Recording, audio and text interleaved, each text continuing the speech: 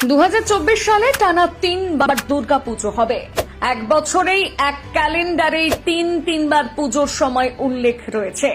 বিরল হলেও চরম বাস্তব। গোটা রাজ্যে 3 বার হবে মায়ের আগমন। কিভাবে সম্ভব এমনটা? কবে কবে হবে এই পুজো? দেখুন, এক বছরে একসঙ্গে 3 বার হবে দুর্গাপুজো। এমনটা কি সম্ভব হতে পারে? শুনেই খটকা লাগছে, তাই না? বিশ্বাস না হলেও 2024 সালে অর্থাৎ চলতি বছরে এমনই বিরল এবং মহাজাগতিক ঘটনা ঘটতে চলেছে। এই প্রথম বাঙালিরা পরপর 3 বার দুর্গাপুজো উদযাপন করতে চলেছেন।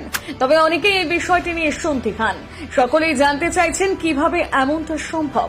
চলুন খুলে বলা যাক। ঘটনাটির সূত্রপাত 1431 বঙ্গাব্দের নতুন পঞ্জিকাকে ঘিরে। নতুন বাংলা বছরের ক্যালেন্ডারে পরপর 3 বার দুর্গাপুজো হবে এমনটাই উল্লেখ করা হয়েছে।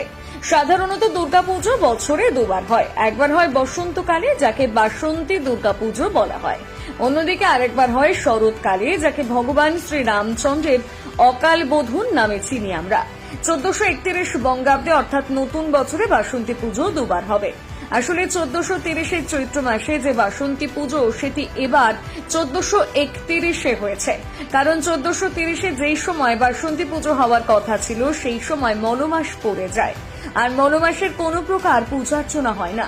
সেই কারণে 1430 বাসন্তী পুজো, সেটি 1431 15 এপ্রিল, যেদিন রামনবমী পালিত হয়েছে, সেদিন অনুষ্ঠিত হয়েছে।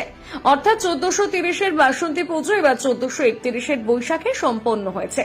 আবার 1431 বাসন্তী পুজো সম্পন্ন হবে আসন্ন চৈত্র মাসে। এই হিসেবে দেখতে গেলে টের পাবেন এই বছর বাসন্তী পুজো 2 বার হচ্ছে। ইতিমধ্যে একবার হয়ে গিয়েছে, তবে অনেকেই 15 এপ্রিল প্রথম দুর্গাপুজোর আমেজ সেভাবে টের পাননি।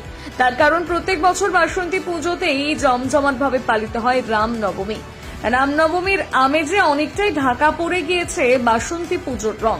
রামনবমীর মিছিল, জনসমাবেশ আর উচ্চস্বরে ডিজের তাণ্ডবে অনেকেই বছরের প্রথম বাসন্তী দুর্গাপুজো কোন দিক দিয়ে চলে গিয়েছে টের পায়নি। এখন বাকি আছে শারদীয়া দুর্গোৎসব। পঞ্জিকা মতে চলতি বছরের শারদীয়া দুর্গাপুজো শুরু হবে 10ই অক্টোবর থেকে, আর শেষ হবে 13ই অক্টোবর। বাঙালি যেহেতু শারদীয়া দুর্গোৎসবকে জাঁকজমকভাবে সেলিব্রেট করেন, তাই সেই দিকে তাকিয়ে প্রতিটি বাঙালি।